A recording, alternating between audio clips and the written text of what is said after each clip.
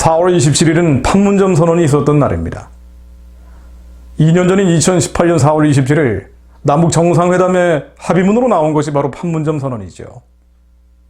2년이 지난 2020년 4월 27일 문재인 대통령이 다시 한번 의지를 밝혔습니다. 한반도 평화죠. 여러 가지 말들이 나왔습니다만 두 개의 단어가 머릿속에 남습니다. 하나는 신뢰, 또 하나는 실천입니다.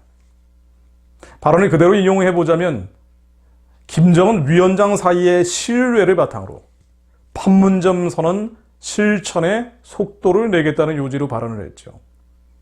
하나는 신뢰, 또 하나는 실천. 저는 이런 질문이 나올 법도 합니다.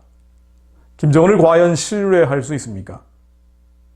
자신의 이복형을 독가스로 암살하고 고모부를 고사총탄, 비행기를 격추시키는 마커보드보다 더 큰 총알을 사용해 흔적도 없이 살해하는 김정은을 신뢰할 수 있나요? 다른 어떤 것보다도 4월 27일 판문점 선언이 나오고 2018년 9월 19일 남북 군사 합의서라는 것이 채택이 됐죠. 그 이후에 북한은 신뢰할 수 있는 행동을 보여왔나요? 그렇지 않죠. 그 이듬해 2019년 5월 4일부터 다시 도발하기 시작했습니다. 이른바 이스칸데르급이라고 하는 신형 미사일을 발사하기 시작했죠. 2019년 5월 4일, 5월 9일, 7월 25일, 8월 6일 연속적으로 발사했습니다. 7월 31일, 8월 2일에는 신형 방사포를 날렸습니다. 방사포는 구멍이 여러 개인 곳에서 로켓이 발사되는 것이죠. 2019년 8월 10일, 8월 16일 지대지 미사일, 땅에서 땅으로 날아가는 미사일을 날렸고요. 8월 24일, 9월 10일 초대형 방사포를 날렸습니다. 올해 들어서는 어떤가요? 3월 2일, 3월 9일, 3월 21일, 3월 29일, 4월 14일 이른바 태양절을 앞둔 바로 전날에도 순항미사일이라는 걸 날렸죠. 3년 만에 날린 순항미사일입니다. 그럼에도 불구하고 신뢰할 수 있나요? 만일 신뢰할 수 없는 자와 신뢰한다 하면 대한민국 국민은 누구를 신뢰해야 합니까? 실천이라는 단어도 머릿속에 기억이 남습니다.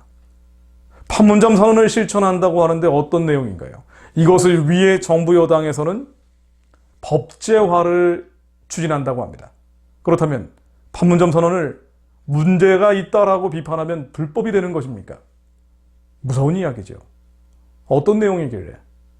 여러 가지 합의 내용들이 나왔지만 이 판문점 선언의 핵심은 세 가지입니다. 하나는 한반도 비핵화, 종전선언, 평화협정입니다. 제가 강연을 통해서 여러 차례 말씀을 드렸습니다마는 깊숙이 미혹된 분들은 아무리 이야기해도 소용이 없더군요.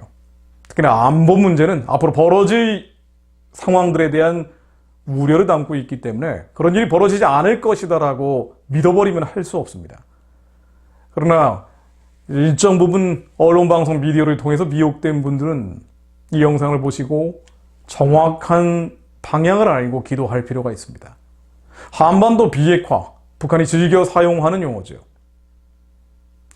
한국 물론 미국도 북한의 한반도 비핵화라는 용어를 그대로 담아 남북회담이나 미북회담에 기재하는 경우가 있습니다. 그러나 한반도 비핵화는 북한의 비핵화가 아니죠.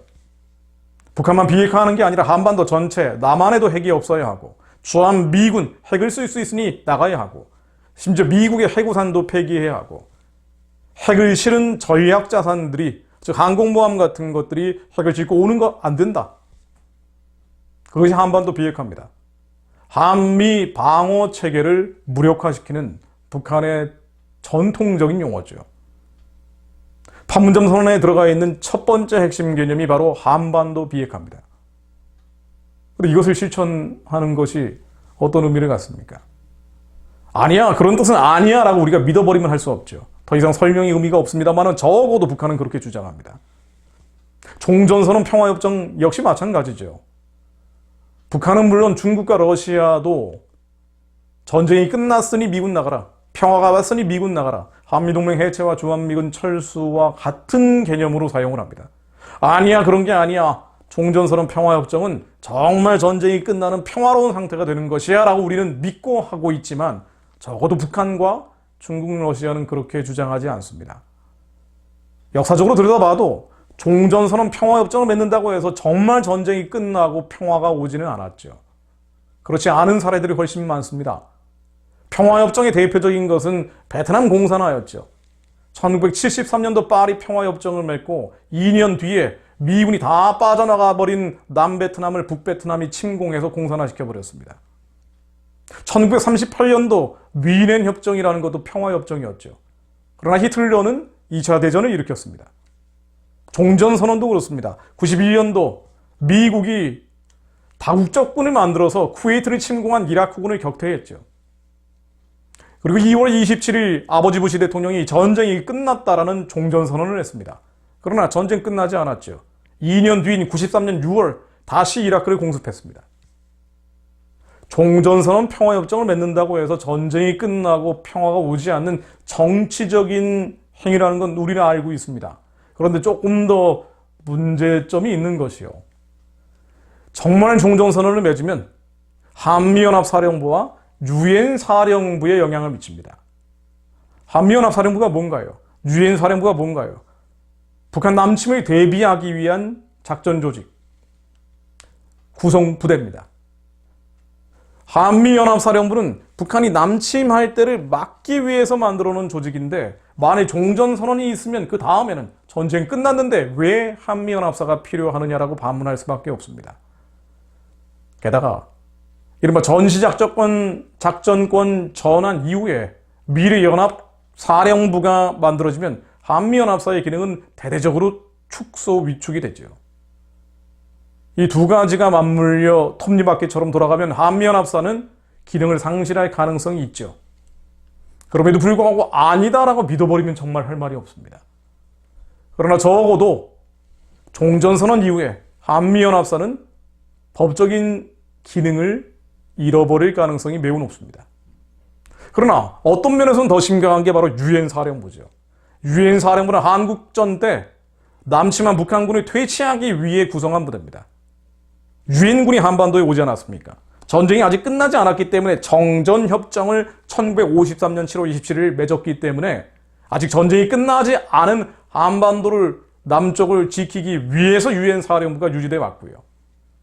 북한이 남침이나 도발이 있을 때 유엔사령부가 가동을 하고 주한미군도 역시 유엔사령부 안에 들어가 있기 때문에 북한이 겁을 먹는 거죠. 총이라도 한 방 쏘고 대포라도 한 발 날리면 유엔사령부가 가동이 합니다. 너희들 많이 정전협정을 위반하면 이대로 있을 수 없어 라고 겁을 주죠. 그래서 북한은 확전시키지 않은 겁니다. 제2의 6.25를 막았죠. 그러나 종전선언, 전쟁 끝났다라고 선언하면 더 이상 유엔사령부는 법적으로 존재할 수 없습니다. 그럼 그 다음에는 어떻게 될까요? 한미연합사령부는 약화되고 유엔사령부는 해체되면 그 다음부터는 남한의 반미주의자들이 이제야 주한미군 철수와 한미동맹 해체 때가 왔다라고 극렬한 선동을 이어갈 겁니다. 그럼에도 불구하고 아니야, 그건 지나친 우려야 라고 얘기한다면 정말 할 말이 없죠. 그래서 제 얘기가 아닌 유엔사 부사령관인 웨이네어 장군의 발언을 한번 인용해 볼까요? 2019년 워싱턴에 있는 카네기 국제평화재단에서 이런 발언을 했습니다. 종전선언이 합의되면 이성보다 감정에 사로잡힌 사람들이 유엔사는 물론 주한미군 철수까지 주장할 것이다. 종전선언은 위험한 비탈이다. slippery slope다. 한번 발을 들이면 돌아오기 어려운 길이다 라고 비유했습니다. 그런데 왜 이걸 실천하려고 하나요? 북한은 종전선언 평화협정이 맺어진 뒤 북한에 대한 제재, 압박, 봉쇄, 이제 전쟁 끝났는데 평화 왔는데 풀어야 된다라고 유엔과 미국에 강력하게 주장을 할 것입니다. 만일 종전선언 평화협정을 맺으려면 사전 절차들이 필요하죠. 전제 조건이 필요합니다. 북한이 한반도 공산을 하지 않는다. 그 요구를 해야죠. 유엔사 해체, 연합사 해체, 주한미군 철수 주장하지 않는다. 한미연합훈련 중단 주장하지 않는다. 그러나 북한은 더 가열찬 선전선동을 하고 있고 우리도 그 같은 요구를 하지 않고 있습니다. 오히려 2019년 2월 10일 낸시 펠로시 미국 하원의장은 이런 말을 했습니다. 김정은의 진정한 의도는 비핵화가 아니다. 남한을 무장해제시키는 것이다. 나는 북한을 믿지 않는다. 북한 앞에 한국이 무장해제될 수 있죠. 한반도 비핵화 종전선언 평화협정을 통해서요. 그럼에도 불구하고 이것을 법제화하는 시도들이 이루어지고 있고 여기에 대해서 한국의 교회마저도 기도 제목으로 빨리 종전선언 평화협정 한반도 비핵화가 돼야 된다라는 주장들을 하고 있습니다. 대부분의 국민들은 무관심하고요. 이제 국가보안법도 철폐한다라고 하는데요. 그 이후에 한국은 어떻게 될까요? 진정한 평화가 올 수 있습니까? 그래서 어떤 면에서는 대한민국의 안보만을 생각한다면 평양 체제가 와야 되는 것 말고는 다른 대안이 특별히 국내 정치, 현실 정치에선 보이지 않습니다. 그 결과 어쩌면 기도하는 이들의 부르짖음을 통해서 하나님께서 열고자 하시는 유일한 길은 북한 구원, 해방 이외에는 없는 것이 아닌가라는 생각을 하게 됩니다. 저는 개인적으로 그렇게 확신을 가지고 있죠. 국내 정치, 현실 정치는 점점 어둡고 캄캄해질 수밖에 없지만 그럼에도 불구하고 남은 자들 바라게 무릎 꿇지 않는 7천 명을 통해 하나님께서는 그 북한 구원과 해방을 위한 부르짖음을 통해 이 남한 사회 현실 정치, 국내 정치를 역전시킬 수 있는 돌파구를 마련하기 원하신다라고 저는 믿습니다. 캄캄하고 어두운 소식들이 더 많이 나올수록 2,500만 북한 동포들 빨리 해방시켜달라고, 빨리 구원해달라고 기도해야 합니다.